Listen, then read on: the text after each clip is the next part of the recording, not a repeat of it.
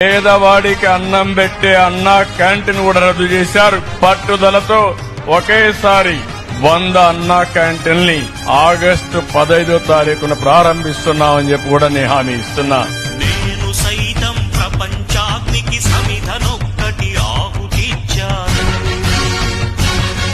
CM Chandrababu రేపు రాష్ట్ర వ్యాప్తంగా 100 అన్నా క్యాంటీన్లు తెరవనున్నారు. వీటిలో 5 రూపాయలకే భోజనం అందించనున్నారు. నేను సైతం భువన ఘోషకు వెర్రి గొంతుక విచ్చి మోశాను. 5 రూపాయలు కడుపుండా అన్నం పెడతానంటే అందుకని ఏం కావాలి నిజంగా చంద్రబాబు చేసి మంచి పని అది.